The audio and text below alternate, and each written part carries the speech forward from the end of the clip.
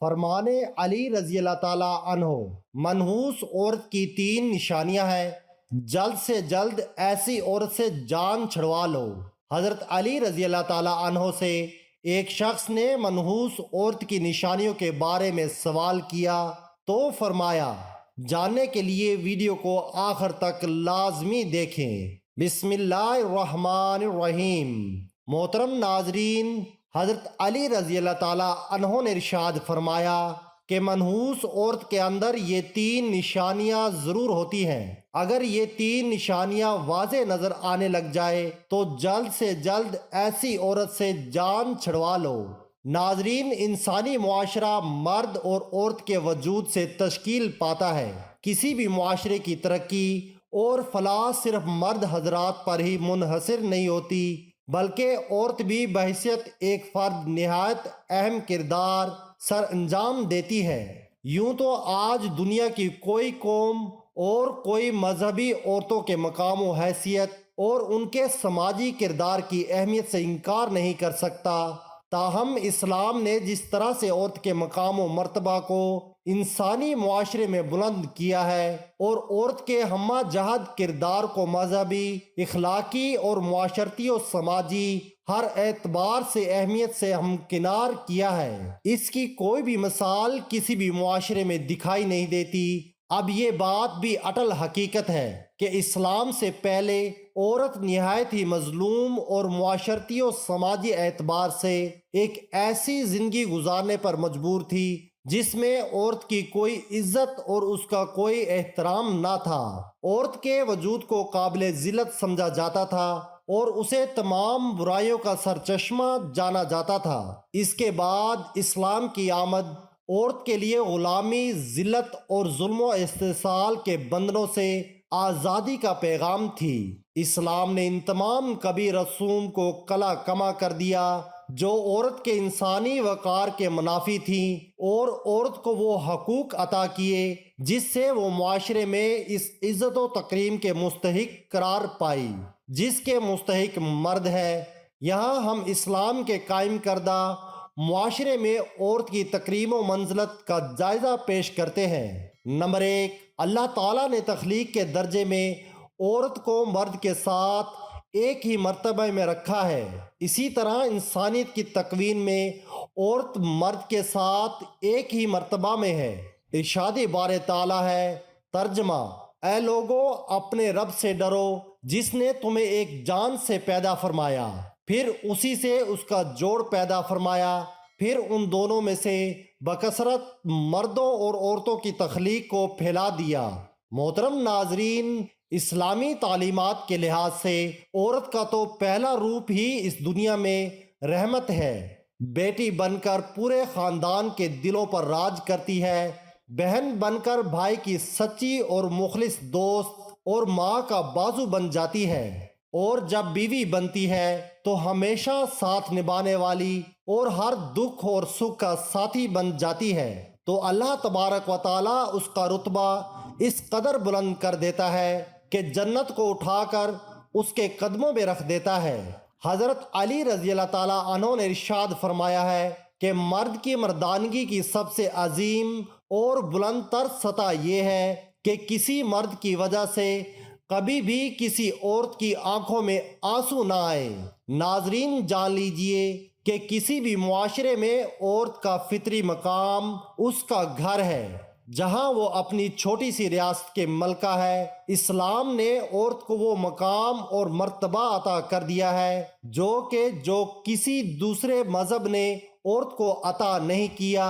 اسلام نے مرد کو عورت کا محافظ قرار دیا ہے، اور یہ ہمارا مذہب اسلام ہی ہے جس نے خاندانی رشتوں کی پہچان کروائی ہے۔ اس ویڈیو میں عورت کی کچھ ایسی خوبیاں بیان کی جا رہی ہیں کہ جن سے عورت کا کردار مزید مزین ہوتا ہے، اور ساتھ ہی ساتھ عورت کی 3 ایسی غلطیوں کے بارے میں بتایا جائے گا جن کے سبب عورت کو منحوس قرار دیا گیا ہے، اور یہ 3 کام یا 3 غلطیاں جو بھی عورت کرتی ہے تو وہ منحوس عورت کہلاتی ہے۔ اس حوالے سے حضرت علی رضی اللہ تعالیٰ عنہ کا قول بھی آپ کو بتائیں گے۔ کہ آپ رضی اللہ تعالیٰ عنہ نے اس بارے میں کیا ارشاد فرمایا ہے۔ ناظرین، تمام خواتین کو یہ بات ہمیشہ یاد رکھنی چاہیے کہ جب بھی عورتوں کی نیک خوبیوں کی بات ہوگی تو شوہر کی فرما برداری سر فہرست ہوگی۔ قرآن پاک میں اللہ تبارک و تعالیٰ ارشاد فرماتا ہے کہ نیک عورتیں وہ ہیں جو فرما بردار ہیں اور خاوند کی غیر موجودگی میں اپنے مال و آبرو کی حفاظت کرنے والی ہیں۔ ایک مرتبہ حضور نبی کریم صلی اللہ علیہ وآلہ وسلم سے پوچھا گیا کہ بہترین عورت کون سی ہے، تو آپ صلی اللہ علیہ وآلہ وسلم نے ارشاد فرمایا کہ وہ عورت کہ جب اس کا خاوند اس کی طرف دیکھے تو یہ اسے خوش کر دے، اور جب شوہر اسے کوئی حکم دے تو یہ اس کی اطاعت کرے، اور اپنے جان و مال میں اپنے شوہر کا ناپسندیدہ کام بالکل نہ کرے اور اس کی مخالفت نہ کرے۔ عورت کے محبت اور اس کی اطاعت میں سب سے زیادہ حقدار اس کا شوہر ہے۔ اس کا اندازہ اس بات سے بخوبی لگایا جا سکتا ہے کہ نماز عبادت کے نہایت اعلیٰ قسم ہے اور سجدہ اس کی چوٹی ہے، لیکن اسلام نے شوہر کا مقام و مرتبہ واضح کرنے کے لیے اتنی اونچی مثال بیان کی ہے کہ سیدنا ابو ہریرہ رضی اللہ تعالیٰ عنہ سے روایت ہے کہ نبی کریم صلی اللہ علیہ وآلہ وسلم نے فرمایا کہ اگر میں اللہ تبارک و تعالیٰ کے سوا کسی اور کو سجدہ کرنے کا حکم دیتا تو بیوی کو اپنے شوہر کو سجدہ کرنے کا حکم دیتا۔ پھر آپ صلی اللہ علیہ وآلہ وسلم نے ارشاد فرمایا کہ اس ذات کی قسم جس کے قبضے میں محمد صلی اللہ علیہ وآلہ وسلم کی جان ہے، عورت اپنے رب کا حق ادا نہیں کر سکتی جب تک وہ اپنے شوہر کا پورا حق ادا نہ کرے، حتیٰ کہ اگر اس کا شوہر اسے بلائے اور وہ سواری پر ہو تب بھی اپنے آپ کو نہ روکے۔ حدیث مبارکہ میں ہے کہ جس شوہر کو اپنی بیوی سے تکلیف پہنچتی ہے جنت کی حوریں اسے بد دعا دیتی ہیں۔ نیک عورت کی ایک خوبی ستر و حجاب کی مکمل پابندی کرنا بھی ہے۔ مسلمان عورت کے لیے پردہ کرنا اسلام کی خصوصیات اور اس کے محاسن میں سے ایک ہے۔ پردے میں مسلمان عورت کی عزت و ناموس کی حفاظت ہے۔ پردہ ایک رحمت ہے۔ اسلام نے عورت کو انتہائی بیش قیمتی متاع قرار دیا ہے، اس لیے اس کی حفاظت کا خصوصی انتظام بھی کیا ہے۔ زمانے جاہلیت میں پردے کا کوئی رواج نہیں تھا اور یہ صرف اور صرف ایک اسلامی حکم ہے، یعنی اسلام نے پردے کا حکم نافذ کیا ہے۔ خواتین یہ بات بھی جان لیں کہ ان کے لیے اپنے شوہر کی اطاعت کتنی اہم ہے۔ قرآن و حدیث میں اس کی تاکید اس طرح سے آئی ہے کہ جو کام بھی کرو اس میں اپنے شوہر کی اجازت حاصل کرو۔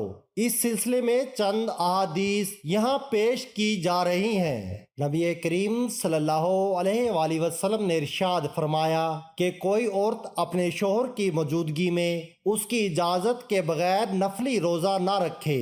اس کے علاوہ بھی چند نیک خوبیوں کا ذکر کریں گے، لیکن پہلے آپ کو حضرت علی رضی اللہ تعالیٰ عنہ کے فرمان کے مطابق بتاتے ہیں کہ بدبخت اور منحوس عورت کی 3 نشانیاں کون کون سی ہیں۔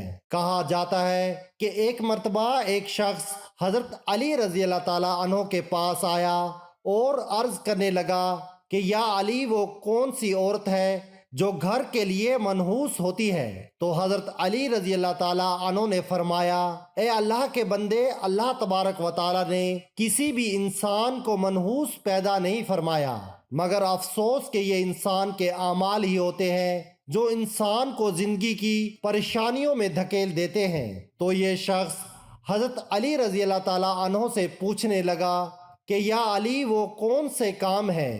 تو حضرت علی رضی اللہ تعالیٰ عنہ نے ارشاد فرمایا، گھر کے لیے وہ عورت پریشانی کا سبب بنتی ہے جس کی رگ رگ میں یہ 3 عیب پائے جاتے ہیں۔ پہلا یہ کہ وہ اپنے گھر والوں کی غیبت کرتی ہو اور ادھر کی بات ادھر پہنچاتی ہو، جبکہ دوسرا یہ کہ وہ بار بار جھوٹ بولتی ہو۔ تیسرا عیب جو کسی عورت کو منحوس بنا دیتا ہے، نبی کریم صلی اللہ علیہ وآلہ وسلم کے فرمان کے مطابق جو عورت اپنے شوہر کے بلانے پر اس کے پاس نہ جاتی ہو تو فرشتے آسمان پر ایسی عورت پر لعنت ملامت کرتے ہیں، اور ایسی عورت گھر کے امن، چین اور سکون کے لیے منحوس ثابت ہوتی ہے۔ محترم ناظرین، جان لیجئے کہ یہ 3 عادتیں ہیں کہ جو کسی بھی عورت میں ہوں گی تو اپنے ساتھ ساتھ اپنے گھر والوں کو بھی برباد کر دیتی ہے، اور اس گھر کی خوشحالی اور سکون کو بھی برباد کر دیتی ہے۔